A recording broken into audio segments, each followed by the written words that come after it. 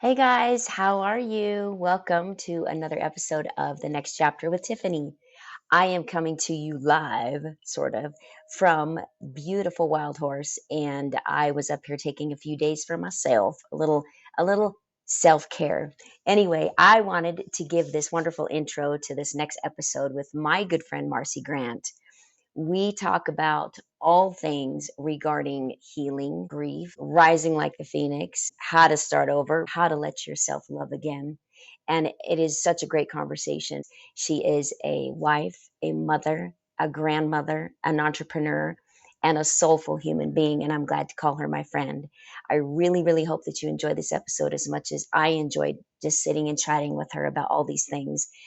This episode is about resiliency, and we have it in us, and sometimes we doubt ourselves. But at the end of the day, I think you'll be surprised at how resilient you really can be and what we can rise above and give ourselves the grace to start over. Anyway, thank you guys so much. Be sure to like, follow, subscribe, follow us on YouTube, and make sure that you keep supporting this channel because I'm going to keep doing this and there's good things to come. Thank you guys so much and enjoy this episode.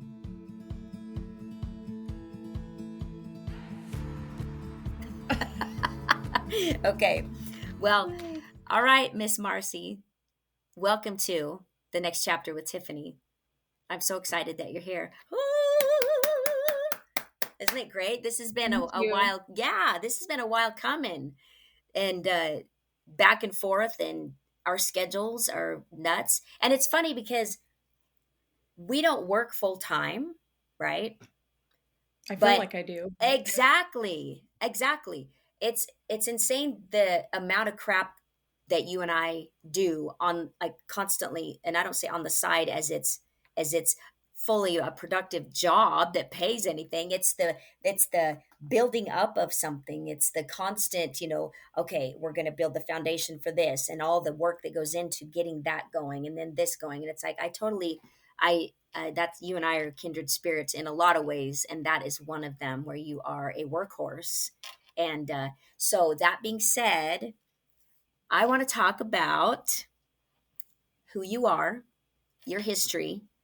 So, fill us in on all things Marcy. Okay. Well, geez, that's a lot.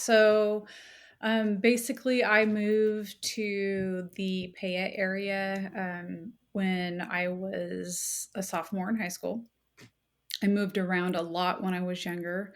I think I lived in 5 or 6 different states when my parents were first married. My dad was part of the military in the beginning of their marriage. And then so that relationship ended. And then I think I was probably about 4 years old. And so I moved Mm. around a lot when I was a kid. And Yeah. so probably one of my biggest struggles growing up was just the bouncing back and forth to different schools and, trying to meet people. And that was hard as a kid Yeah. because, you're just moving and that's all you're doing. And like you get a good friend and then it's like, oh, got to move. So that Yeah. was a real challenge for me when I was younger. I have no Um, doubt. so when I came to Payette, like it was my sophomore year. Um, Obviously I didn't know anybody, a new Yeah. girl in town again. But I finally did. I landed here. And so I've been in this area for, I want to say about 35 years. Yeah. So that's as far as my school background goes. And then I had my daughter in 1994, and then she's got 3 kids, and she lives locally, so we get to see each Nice. other. So that's great. But yeah, I mean, just the whole bouncing around. I don't wish that upon anybody, especially if you're young and Yeah. you're just trying to figure a lot out when Yeah. you're at adolescent age and then like moving up. So Yeah. yeah. Those formative years of when you're forming your attachment style, as Hmm. Miss Becky and I were just talking about. I can't even imagine how hard it is to do the bounce. And like you said, you have a friend, oh, mom, I have this best friend. And it's like, sorry, girl, we're moving again. Or Mhm. whatever the circumstances are, you got to go to your dad's or you go to your mom's and this bounce, bounce, bounce. I never experienced that.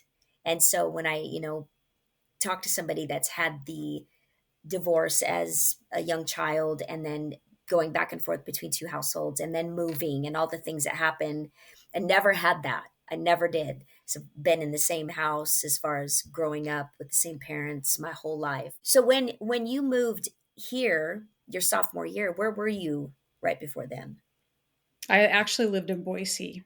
Okay. I was with my mom there, and then we actually moved from Texas to Boise, and because my my one sibling that I have, he was living with my dad and my stepmom at that point, and my mom was like, we just really kind of need to be a little bit closer to one another, and so Yes. that's kind of what permitted that move was just she wanted to kind of break that cycle, if you will. Yeah. I did move away to Middleton, and then I ended up moving back. It's been it's been a journey. I'll just say that.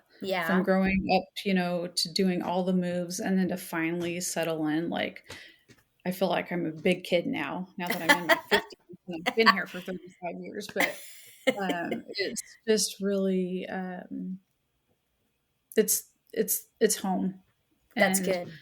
yeah, and my husband, he'll never move, like, he's, like, been here forever, Right. so it He's part of yeah, that big Grant mhm, family that's been around yeah. forever. And that's, yeah, which we all have for many years above and below him. Everybody's familiar with a Grant.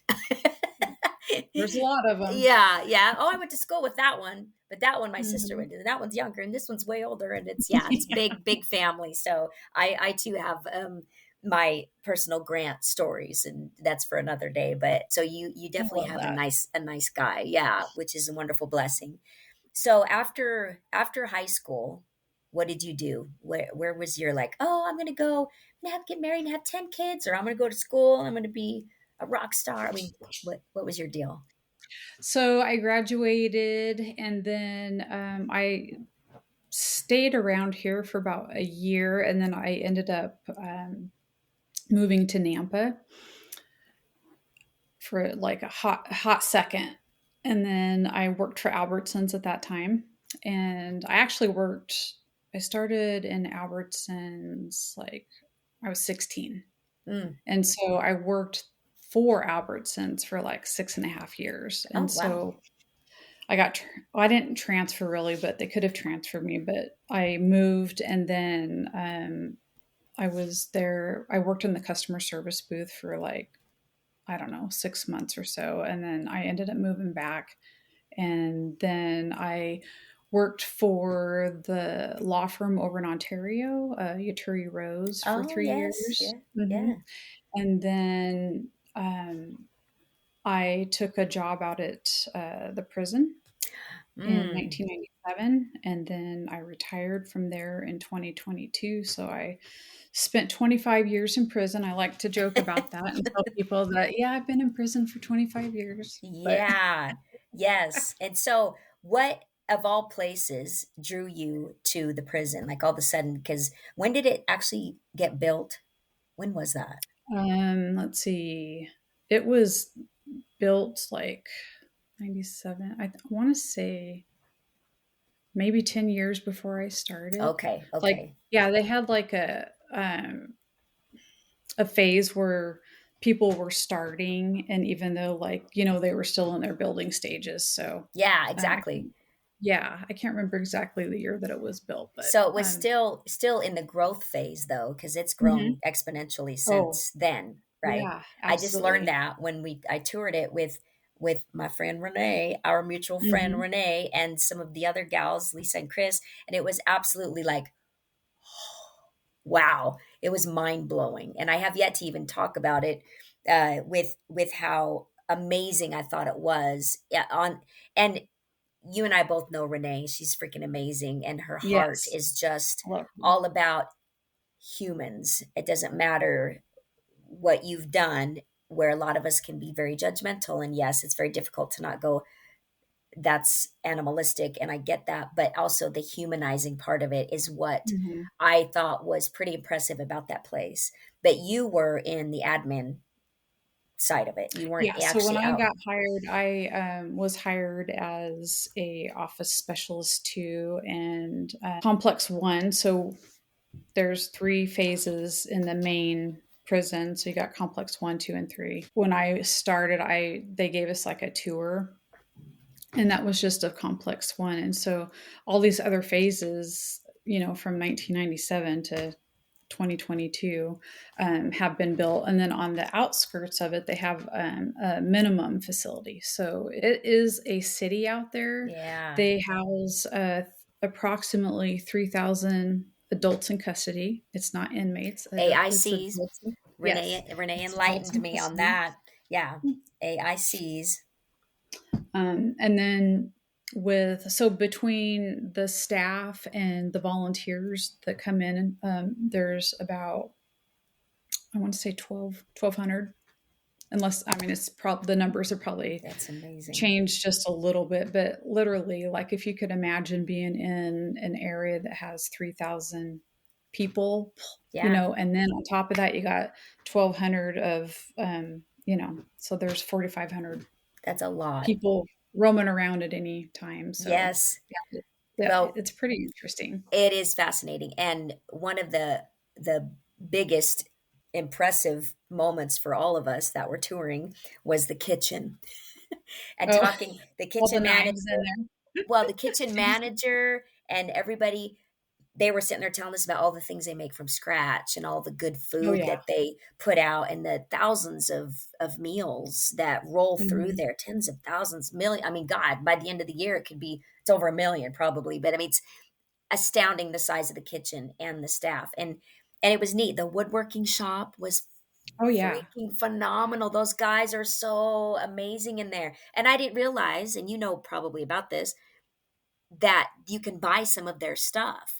Yep. And so Renee actually sent us a link the other day to look at that because I was just, and they were just so proud to show us. And I thought, man, this just looks like a regular old wood shop. And these guys love having the freedom to feel like I'm still somewhat in a normal type of a scenario and not locked in a box 24/7. And Yeah, one of the things with, at least the Oregon Department of Corrections, they focus on normalization, yeah, and that is like, yes, they've done their crimes, but they're still a human being, and right. just being able to provide something out there Some for sense of people. normalcy. Yeah, Yeah. because I mean, these are people that are being released in our community. So Yes, exactly. there is, and the other thing is a lot of the adults in custody out there, they are super talented.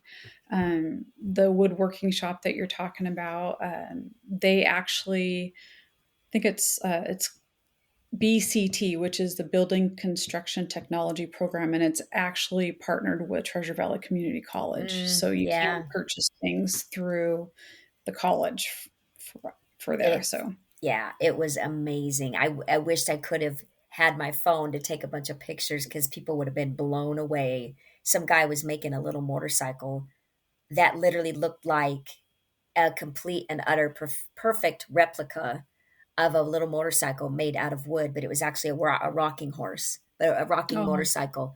Every time I'd walk by, I was like, "Are you kidding me?" And I mean, just I can't even emphasize how amazing it was. So I was very, very glad that I was able to get a glimpse of what it was like out there. So you worked there for 25 years, hmm, and were you at the point at the end of that you're like, I'm done. I'm so done. The countdown. Or was it like, yeah, it's the progression of life. I'm just going to take my retirement, put my 25. It's been good, good journey. I'm out and on to the next phase. I mean, what was your I plan? kind of I really loved my job out there. That's good.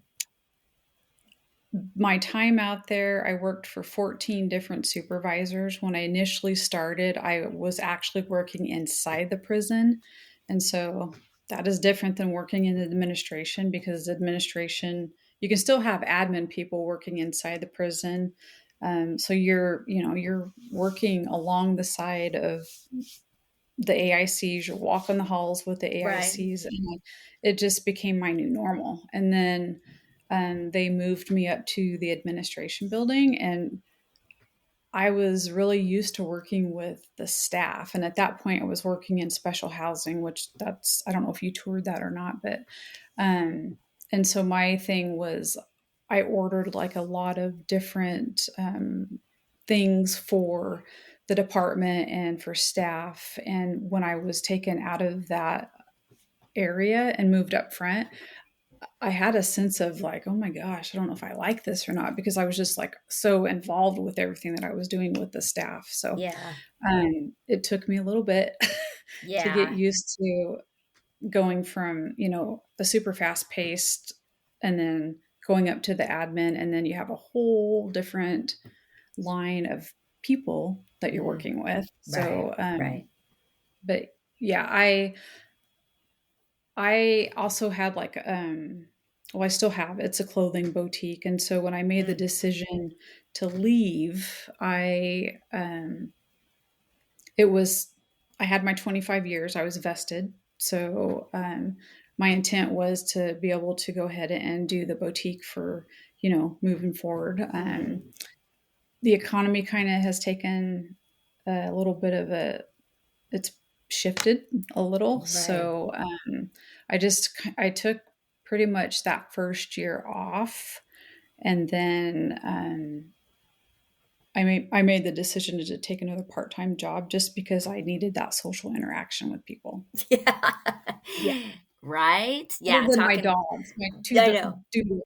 It's like okay, No, I get it because you know how I lived over the last 6 years, and yes, I think I think seclusion has its place. Absolutely, I think sometimes hmm for therapeutic reasons, um, you know, deep diving, settling into your soul, whatever it is, I think seclusion has its place in our lives. But then I think as us women, as we age and we come to this amazing place where we are right now, you and I, especially you're in your 50s and your kids are raised and your kids are having hmm kids and everybody's flying solo, doing well. And you're like, man, okay, time to go intro, let's do a little yeah, introspective stuff. And I think it's really important, but I think it's very, very, very vital to us women to have connections, which is basically how you and I ended up coming across each other, was becoming connected through different means in the community. And then, here we are. We talk all the time and have formed a really close relationship. And I'm very grateful for that. So I have a tribe. I know you have a tribe, and it's important. It really is. Um, so I want to talk about grief is something that you and I have talked about a lot. Now, on your hmm journey to having children and having relationships, and losing parents and things that happen in our lives, I want you to tell me about your journey through the grieving process and how you're doing today. that's a big question. So back in 2007, I lost my dad to cancer, and that was really rough. We found out that he had cancer, and he had basically 6 months to live. And so, um, my dad was very well known in the community. He was a car salesman, and he just had that knack for relationships with people. Mm. And I think part of it, that's where I get that piece from my dad, Yeah. is just he was just that guy out there always, whether he was selling Connections. cars, yes, or Connections. But riding horses, or, he knew everybody. And so when he got cancer, he was doing some small treatments locally, but then they weren't really being effective. And so we ended up taking him to Post Falls, and he went to like a more natural doctor, and we just caught it way too late. mm, And so he got cancer in his sinuses, which is super rare. And Yeah. then it moved through his lungs, and then it just basically took over his body. So I spent that 6 months. I took time off of work. I was not his caretaker. My stepmom was taking care of my dad at that point, but that was just really rough when he passed Mm, away. So I was married 16 years, and then we got divorced, and then I met a gentleman, and then we were together for a year and a half, and he got cancer. His name was Jake, and he passed away in 2013. And so that whole piece right there, the devastation of just losing him, because I'd just gotten over, one relationship, mm, and that felt like a lifetime. You're with this right. person raising your kids and you're doing all the things. He was in the military. Um, and then to lose Jake on top of that, it just felt like it was just one domino effect Right. after another. Right. Um, and then I lost my mom in 2017, and she was pretty healthy, but she ended up passing with AFib. And so randomly, she just called me one day. Well, it was on my birthday, and she's like, "Hey, what are you doing?" I'm like, "Oh, just sitting here. I took the day off." And I'm like, "What are you doing?" "Oh, I'm here at the clinic here in Fruitland." I'm like, "I'll be right there." She never came home. She Wow. never came home from that trip. They ended up taking her to the emergency room in Meridian, or through ambulance. Yeah. And then they took her back. She had to do like some treatments to try to get like all her muscles and all that stuff moving again, because she was in the hospital for quite a while. Um, and I won't say where that's at, but they basically helped Help heal her. with the Just gonna issue. say it. Yeah. Jeez. So I was able to get her out of that hospital, and then they ended up taking her back to Meridian, and I think she maybe lasted like 2 weeks. So Wow. So um, sorry for all of the yeah, and then my loss. daughter, she lost two babies in her original pregnancy. She got pregnant with triplets, and then she lost two of them. So there's just Jeez. been a lot of loss in Right. my family, Right. and I have learned with each one, it just makes you really kind of appreciate, today. Like, Yeah. focus on today, focus on those, the people that are in your life, those people that support you, and that are there for you. Right. So, Right. yeah, I feel like it's been a very long journey, and it's not been an easy one. No. Well, Yeah. navigating through grief is, again, very multi-layered, very personal. And at the same time, it's not always about losing somebody you love. There's multiple facets of grief. Betrayal is one of them. And so, in the midst of dealing with Hmm.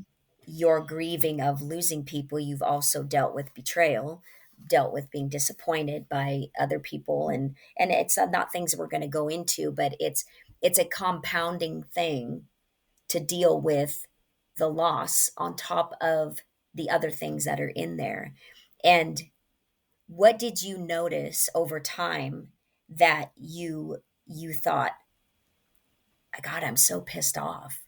I'm so angry. I just don't give a flying fuck all about anyone or anything. I mean, what did you get to that point, and what did you do for yourself?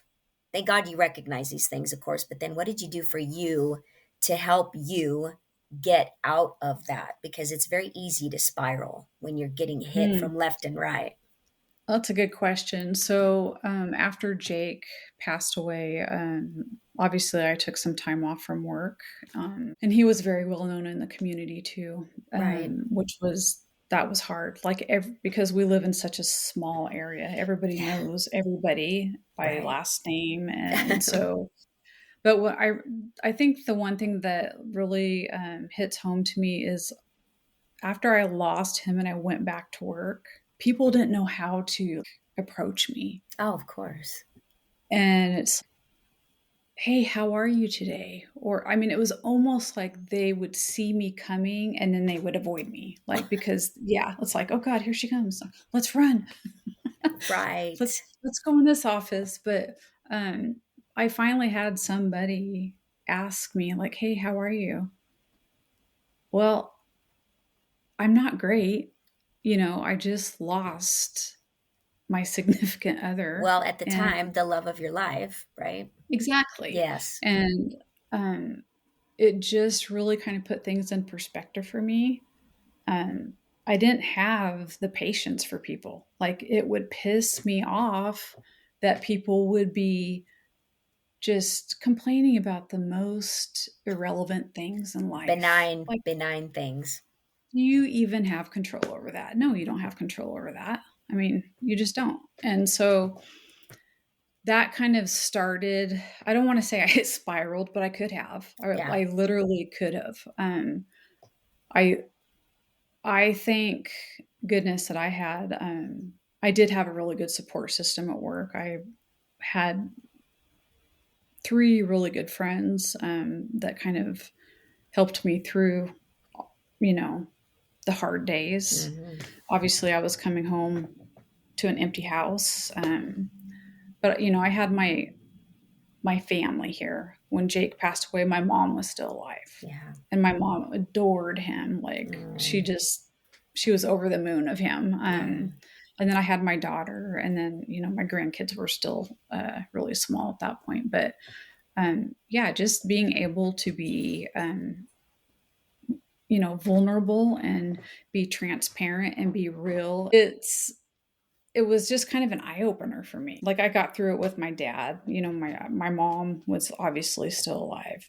It was um, it was hard losing my dad, but for me, my mom was my best friend, and that's where I literally had just to like take myself and pause, Mm. because it it put me into this funk of probably 6 years. Yeah. Like, my mom passed away in 2017. We're in 2025 here. Um, so just being able to recognize that, it's okay if you need some help to get Yeah. through this, Right. because you've lost all these people, and it's not something you get over. No. Grieving is something that you cope with, or you get used to your new normal. So in January of this year, um, I was fortunate enough to go to an all intensive retreat in Montana. And that's really kind of when I have literally just kind of pivoted to, like, okay, this is your new normal. It was a one-on-one, and when I say intensive, it was intensive.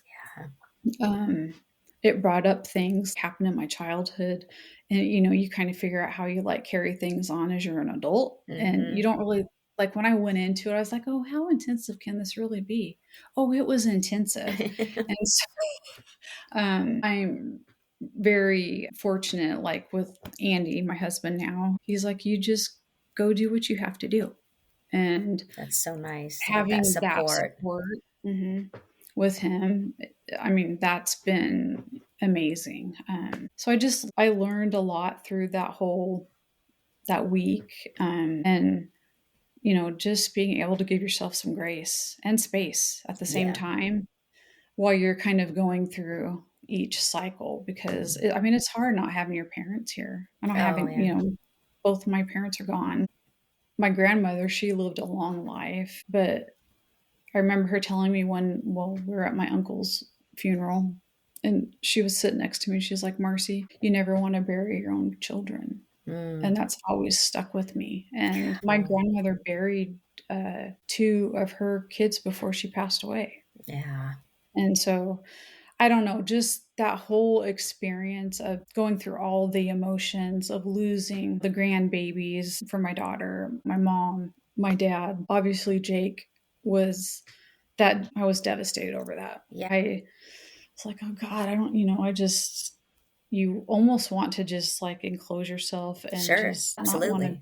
you don't want to be out there. You Yeah. just want to go to work, come home, go to work, come home.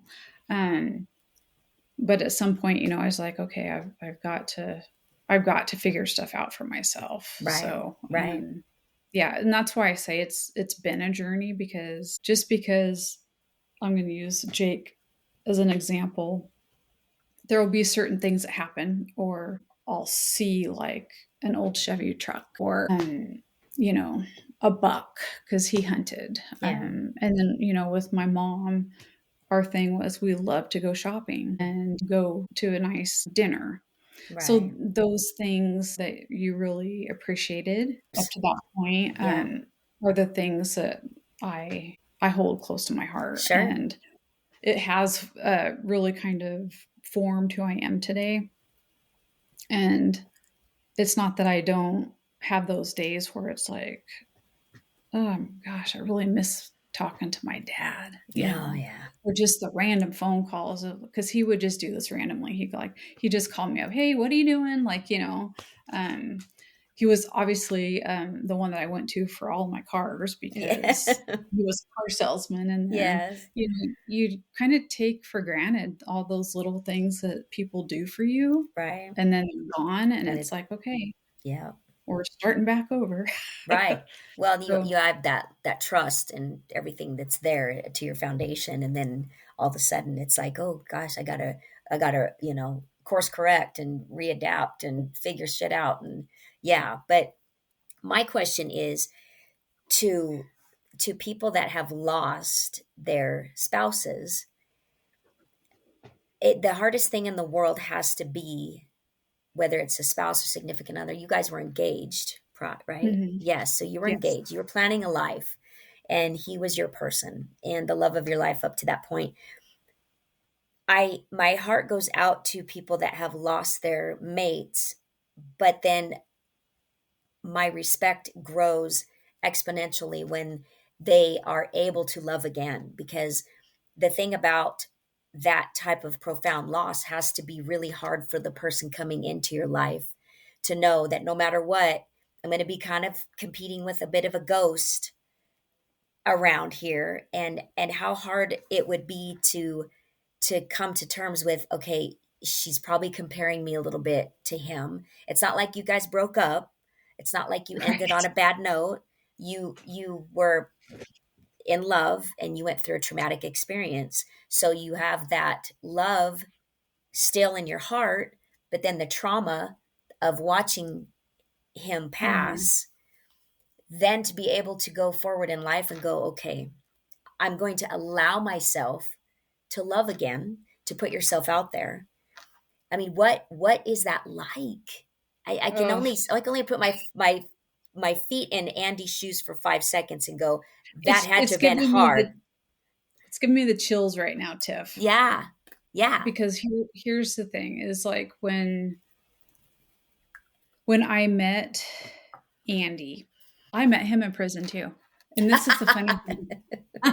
This is the funny thing. So he's a Payette boy, and so Mhm. we went to school together. Like, I maybe saw him in the hallway, a couple times in high school, but Yeah. I had some classes with Robbie, and so I knew Robbie Grant. Like, that was the Grant boy that I knew. I Right. didn't know who Andy was. So at work, I used to be the blood drive coordinator out there, and so one of my things was like trying to get people to donate blood. So Andy donated blood, and we were talking in the blood bus one day.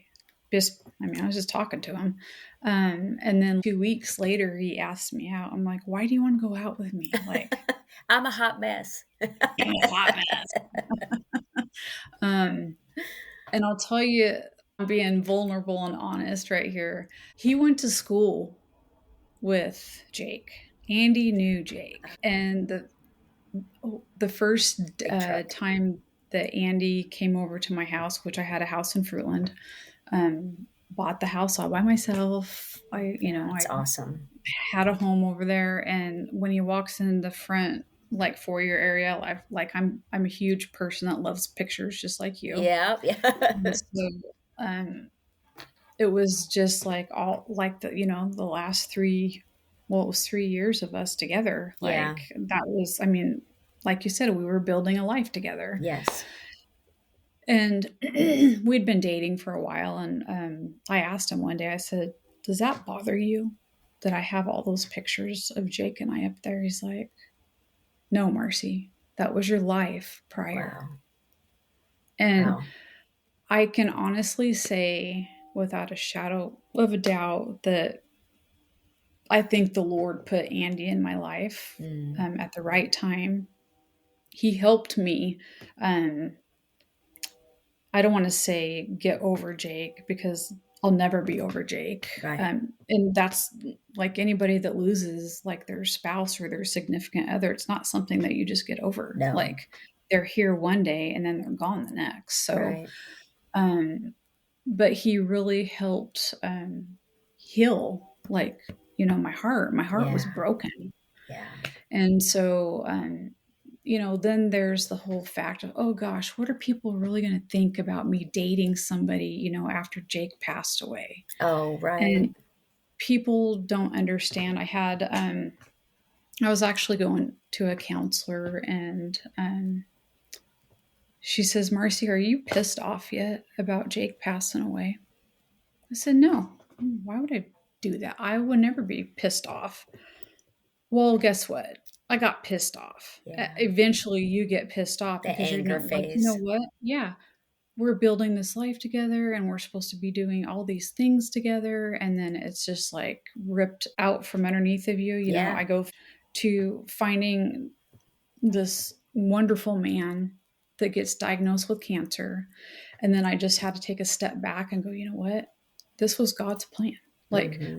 God put me in Jake's life during a time that he needed more support than ever. Right. And um, just within that small 3 years that we were together, it felt like a lifetime. I'm going to say it was amazing. So for me, I just, I take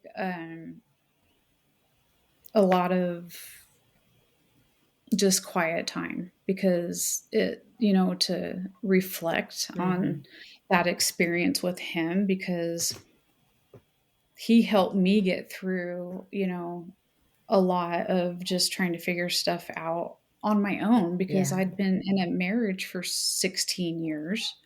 And then, I don't know, we started dating I think it was a year after I got divorced. And then, he gets sick, but he taught me a lot. Yeah. Like, That's just things that I beautiful. was like, "Oh, wow, okay, I can do this." Like, I just need a little help once in a Right. while on, Yeah. hands-on stuff, but he was that person that could fix anything. Yeah. So, um, yeah, I mean, he was just an overall wonderful man.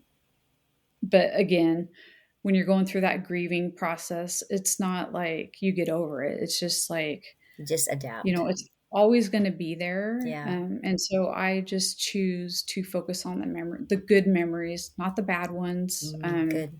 And we didn't have any bad memories, and I'm even talking The about, like, trauma of illness. yeah, Yeah. of just losing everybody. And that's part of with the retreat that I went to, was figuring out ways that I can manage it, and I feel good about it. Because my Good. mom, I think I was telling you, this has been the first year where I just haven't had, not playing victim, but like, oh gosh, my mom passed away, Right. boo hoo for you. People that don't have a close relationship with their mother, um, and you're best friends with them and you lose them, and then you have particular people, just get over it. I'm sorry, I can't get over it. Like, Yeah. my mom was my mom. My mom Yeah. was my number one cheerleader. And so I that's one thing I miss, is just picking up the phone and saying, "Hey, what do you think about this idea?" Yeah. Yeah. Because we just got done doing that workshop not too long ago. Yeah. So yeah, grief is it's a challenge, and It I is. don't.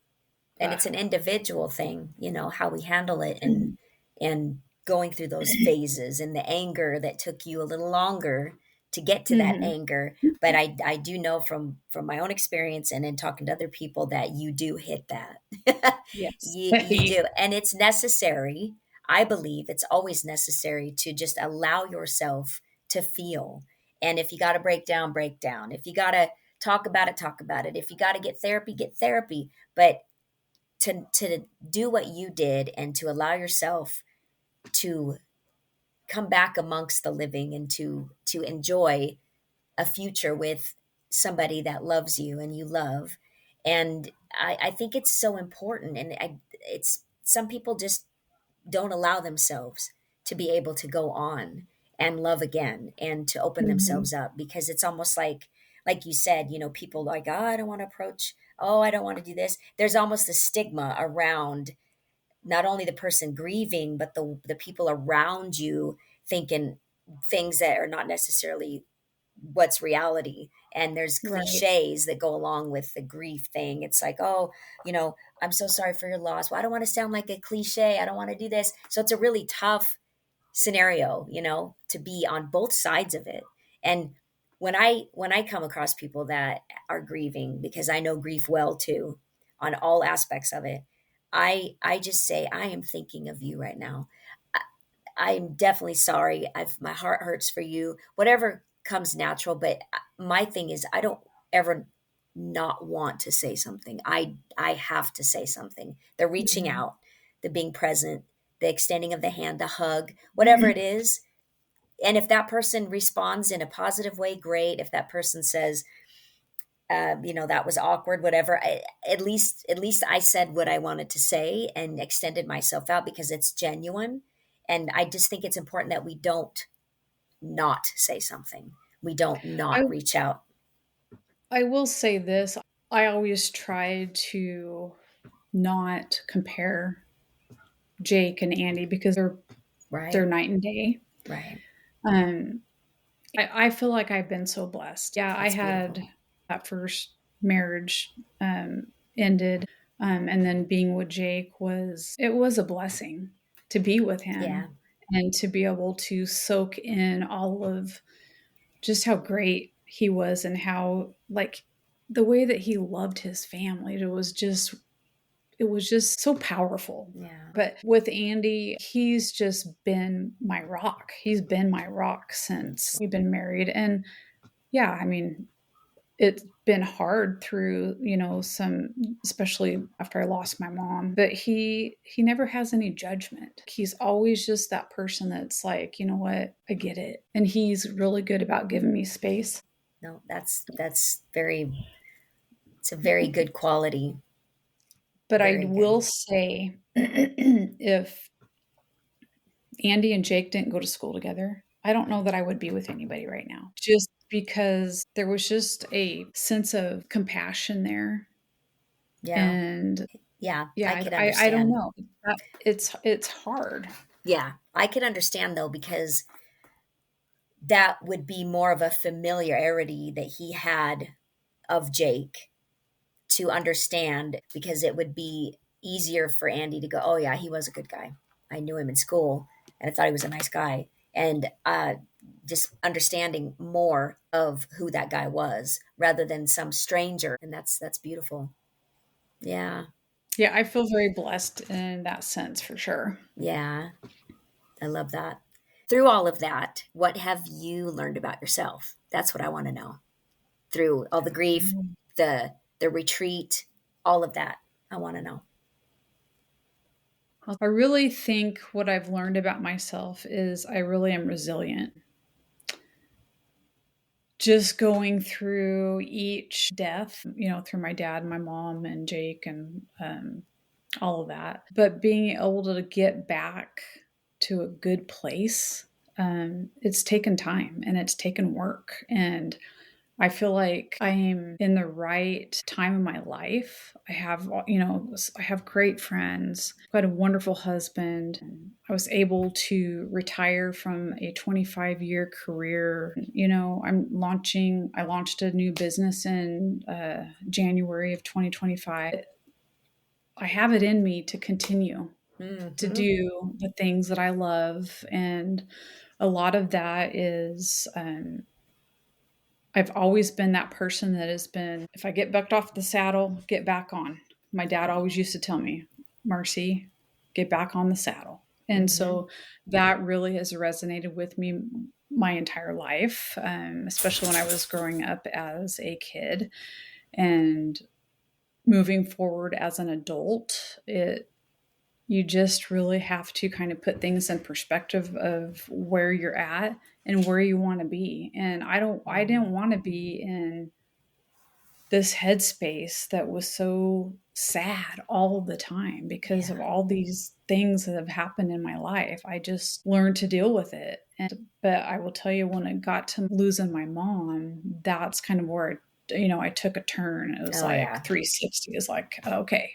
And then the retreat was something that has helped me immensely. And then just being able to have those friendships and those connections. And because that's really what I want to be doing. I want to be out there connecting and collaborating with people that are either businesses or entrepreneurs. The whole thing that's really kind of taken a shift for me is the polka dot powerhouse. I can honestly say, if I didn't have certain women in my life right now, that help support me and uplift me and empower me and inspire me, it may look different. But I honestly feel so good about everything right now. I mean, sitting here thinking about that question, it's like, wow, yeah. I mean, I am a changed person. I'm definitely a changed person from when I used to work at the prison to now, because working in that type of setting, it's very political. And usually, typically, this is how it rolls: is the people that work out there, they hang out with those same people. Right. And so it can often at times be a negative environment. Doesn't have to be, but you bring that stuff home. It's like Right. if you're with a partner long enough, you start kind of mimicking the same things that they do. So it's the same thing as if you were working together. But Right. Absolutely. yeah, and I've had several people tell me that I'm resilient, and I'm just like, oh, thanks. Yeah. But Mm.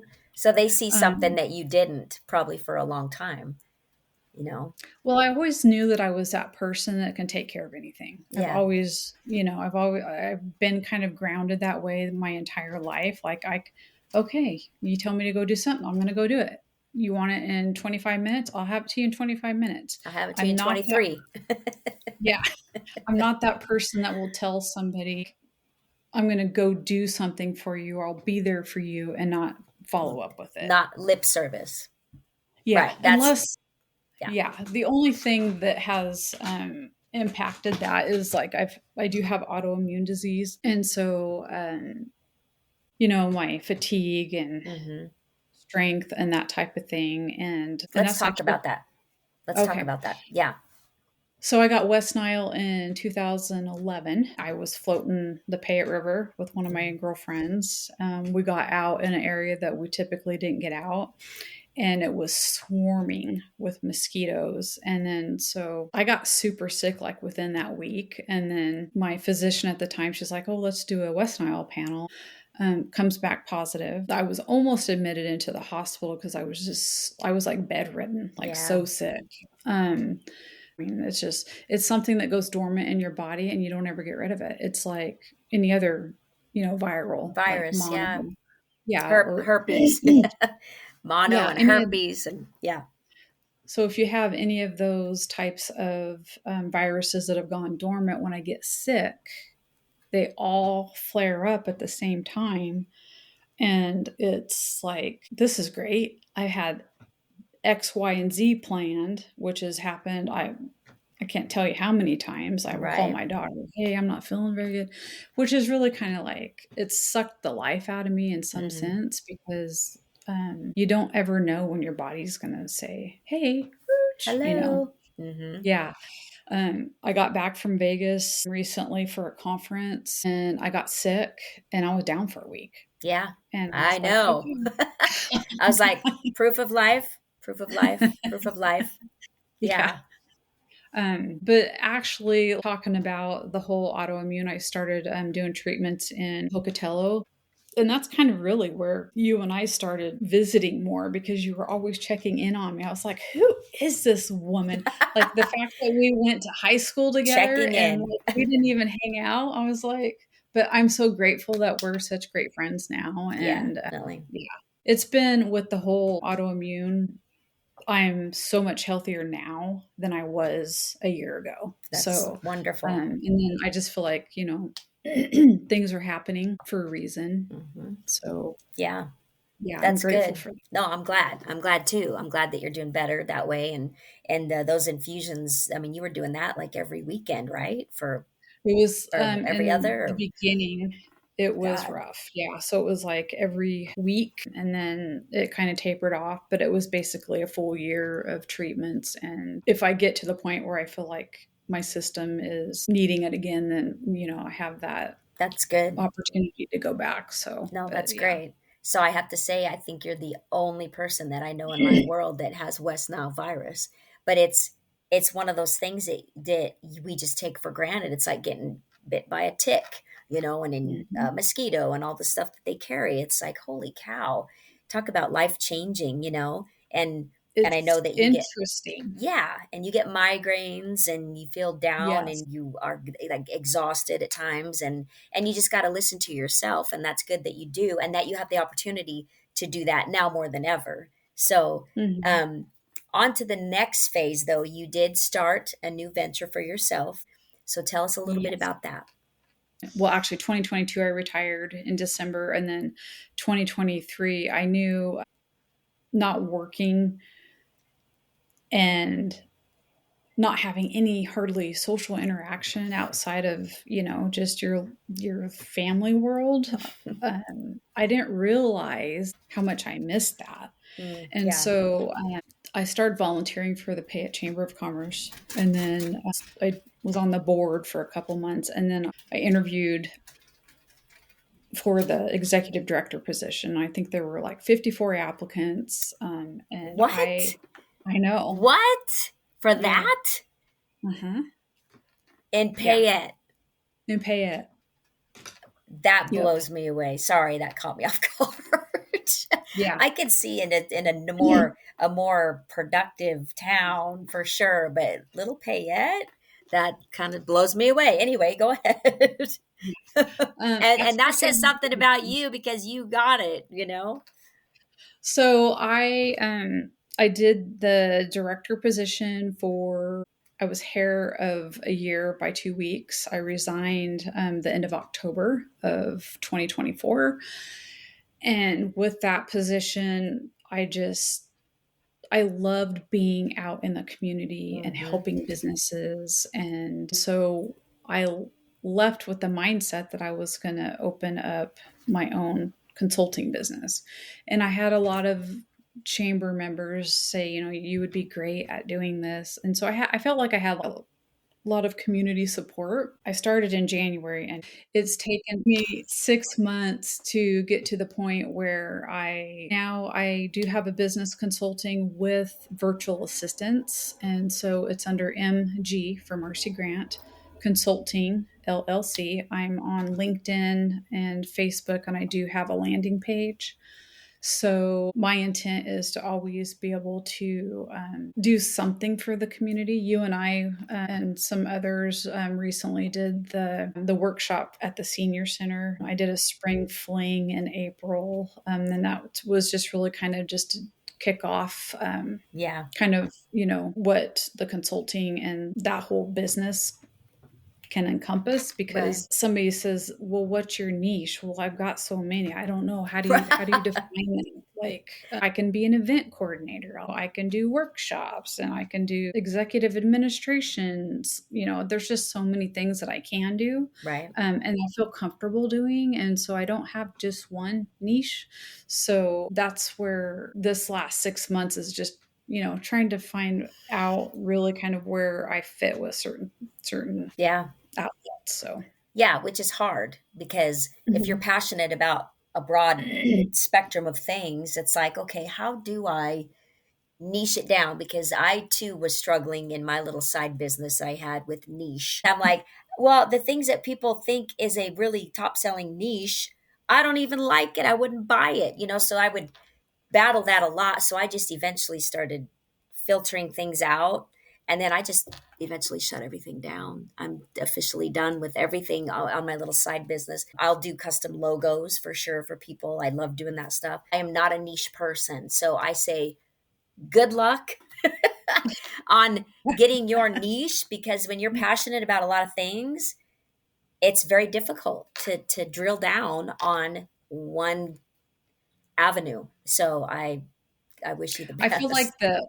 the business coach though, if I didn't have her, like I was kind of like him hawing about it. Should I do it? Shouldn't I do it? Should I do it? You know, you don't want to spend a lot of money when you're opening up a Yeah. business. Or you're trying to be mindful of what Yep. you're spending Yep. because it's, you know, it's not, I don't have a grant for this business. It's just, you know, something that is, it's one of those things that it hits home right here. Like I Yeah. want to be out there. I want to be in the Yes. community and I want to be collaborating with people and I want to share resources. And so that's kind of where my mindset just went. Like that's Yeah. automatically what I was going to do. And so a gift, a calling, I don't know what you want to call it, but I Right. just, that's my community collaboration and Yes. outreach. Well, I Mhm. love that. And it would be better if, and sorry, Paya, but I grew up here and I know this town. It would be, so do you, way better if thought processes were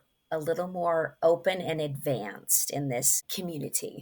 But at the same time, I think that with the old guard kind of paving the way for the new guard to come along in some respects, I think there's going to be a shift in the near future, because it's like, okay, either get on board or you Mhm. get left behind. And I think it's very Exactly. important that the younger generation come up. And I say younger, we're in our 50s, but still, I know, but we're young. yes, we're young and we're enthusiastic and we're positive and we have goals and visions for things. And I think it's very important for people like us to be on board with different community events, community activities, if it's councils, boards, whatever it might be. I think it's important to bring a younger, fresher perspective into the future, or what you want for the future for these communities, because as you and I know, there's a lot of clubs and organizations, old school activities that used to be very vibrant when we were kids for the older people, that are dying off because people are not getting involved and promoting Mhm. ways to keep these organizations and clubs and such going. And I think it's very, very important for that. And collaboration and connections and all that, as you already mentioned, is kind of your thing. Well, the dots are part of that. I think that these type of things are on the up and coming, and I think it's our duty to get involved. If it's, if it's something you're passionate about, it's our duty to get involved with the community. And I commend you for that, and I know that your passion has led you to where you're supposed to be right now. So I'm glad. Mhm. I'm glad. And I think, 100%. yeah, it's just going to take time. That's all. And it's all on I you. always like to I always like to think that we need to be thinking about who's going to be taking our place when we Hmm. leave. You know what I mean? Like we Yes. always want to have somebody that we're mentoring with, but being able to be a mentor for someone else. My daughter's so she's 34, but the that generation are the ones that are going to be stepping up and doing the things that we're doing today. And so Right. yes, we do. We need the spectrum on both ends. And if Right. we don't have that, we're losing sight of where we should be. We are. And as we all have seen, history doesn't mean as much to the younger generation as it does to us and up.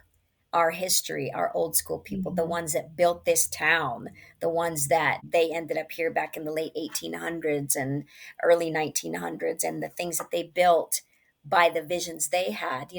I'm still learning about these things as I go, and I think it's important.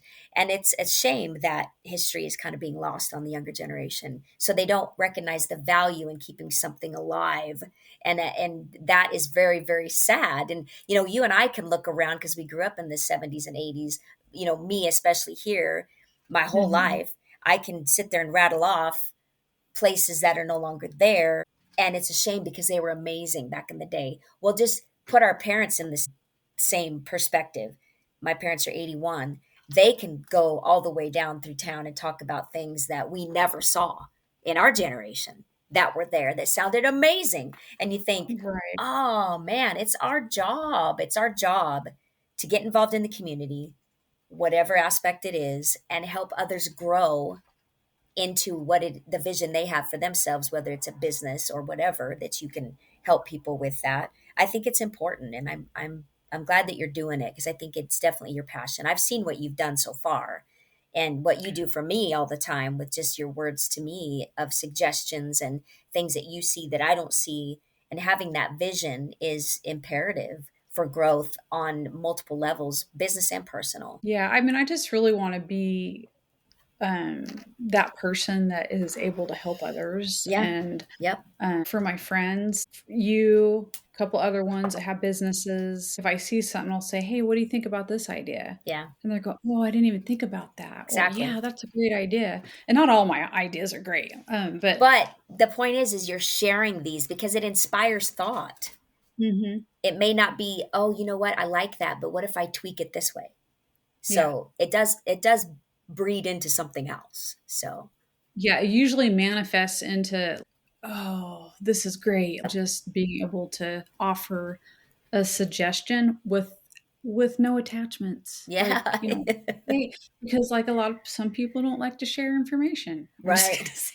Closed off, which is not Uh-huh. not in our DNA. It's like, psh, No. I'm so transparent, you can see right through me in a good way. Not like I'm vain or vague. I'm like, that's it. I'm like, I got nothing to hide. And people that are closed off, I go, what's that about? Yeah. Well, it's funny because when I worked, at the prison, you have a wall at work because of everything that you're dealing with there, and then you let the wall up when you come home. But it's just like this revolving door that's Mm, up and down. And so yeah, when I did retire, I was just like, "Oh, wow, this is nice." I bet. Yeah. Yeah, Yeah. I mean, you people that aren't in that type of environment, and then plus my husband works out there. I Hmm. have, well, let's see, my brother-in-law, my stepson, my daughter's husband works out there. So it's a big whole it's like a family It affair. Like, is. Well, you it's a don't know huge Grant. employer, and Yeah. it's got great benefits, and the pay Oh, is it's great. yeah. I mean, Mhm. you can't deny that. So I totally get why people go out there. And I thought at one point of going out there, Renee was talking to me about just entry level type thing, and I thought, because I am an empath. I'm a total empath, and I absorb energy, and it can kick my ass.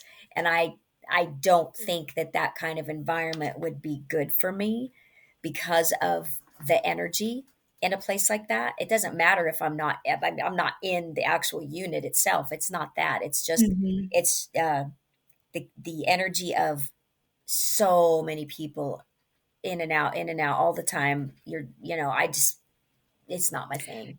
It's not my It's thing. and they do tell people this, it's not for everybody. Right. Like, you Right. can start out there and then you think you're gonna have this career, Career. Yeah. and then you're going, "Oh my gosh, what did I get myself into?" Yeah. So, Yeah. yeah, it really kinda depends on, Your where energy you and who are. you are, absolutely. And it's Mhm. just I know it's not for me.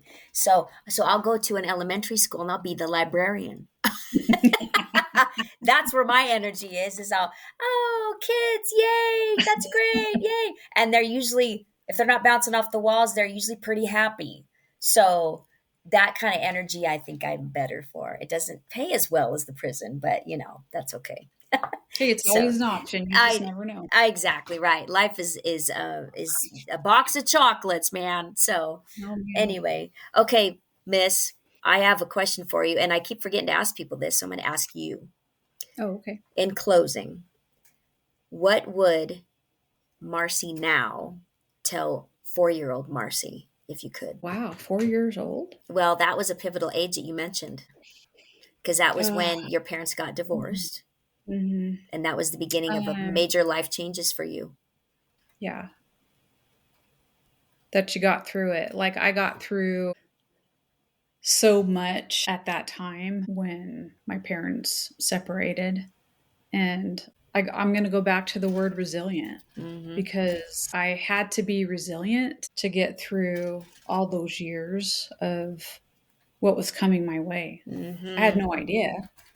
All of the death, the grieving, and the changes. Changes. Yeah, but quite honestly, I can sit here and tell you that I have a good life, and it's not always been that way.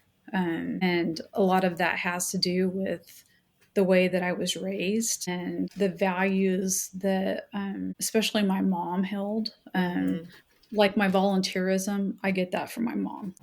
She used to volunteer at the senior center. So, Oh, and then, interesting. yeah, and she was also a volunteer at the hospital in Ontario at the gift shop. So, but I always just, Service. yeah, it's the Yeah. whole act of service, Yeah. and it makes you feel good when Yeah. you're out Oh, there helping people. absolutely. 100%. Yeah. Yeah. Yeah. So So you I'm would just going look to at say that little resilient. But, Marcy and you know, say, "You're going to be okay, kid. yeah, I You're was going going to to be say that okay." at first, but Right? you're resilient. You got this. Yeah. You got this. Just remember the So, word resilience. yeah. And that'll be your middle name by the end of this journey. Yeah. Yeah, thank God for resilience. I am very resilient myself, and I think that it's important that we give ourselves the grace and the pats on the back as women, the things that we go through, the things that are expected of us, the loads we carry, the people we carry, the humans we Mhm. bring into this world and nurture from the very beginning of life onto now when they're grown. It's important as women we cut ourselves some slack and we give ourselves grace because we've been through a Yes. lot. And this age is a beautiful age to go inward and focus on us. And I think it's Yeah. it's beautiful. And that's where I'm at. And I know that's where you're at. And the women that we're surrounded by, they're pretty much all on the same plane with us. Yes. And that's why I think it's so easy to have this amazing big group of women that we consider our tribes. And I think it's just a beautiful thing, a beautiful way to come into this age where when you're younger, you think, oh my God, what it would be like when I'm in my 50s. Like I'm postmenopausal, menopause, sag this, pucker that, crepey this. Good God. But it's like, oh no, girl, you're a whole nother level of beautiful. I know. It is Absolutely. really, it's empowering, really. Yeah, absolutely. And just being able to, and I can speak to you about this, is just having those down to earth conversations Mm. with women that there's no comparing out there. No, Like, it's like, no. this is me today. This is going to be me every day. So when I show up this way today, Yeah. I'm still going to be that way tomorrow. Being empowered by watching other women do their things, like Tiffany Donahoe. Like, I sit back and I watch you do all the amazing things that you do, and I just am very blessed to have you in my life at this time. Oh, thank you. And um Ditto. like, yeah, you're very special, and Thank you. I appreciate the time and energy that you put into our friendship. So, Ditto. Ditto. Yes, it's true. I appreciate you too, and it's a beautiful thing. And I coming back here has been a very interesting. That's a whole other podcast. Yeah, it's been interesting. The last few years have been really difficult, yet the phoenix rising at the same time, and I'm very grateful. So these old friendships I have that are at another level from mhm. my old friends from decades up to now, and then my new gals, including you, new to the point of we just now are getting to know each other. Yeah, I agree, it's a beautiful thing. So anyway, my friend, I really appreciate you taking the time to chat with me. And Thank you. yeah, and we will continue on our journey and our own little separate lives that we're building, and then our journey together as friends and collaborators and our dot sister connections and stuff. So I'm very grateful. So thank you so much. Thank you. I appreciate it.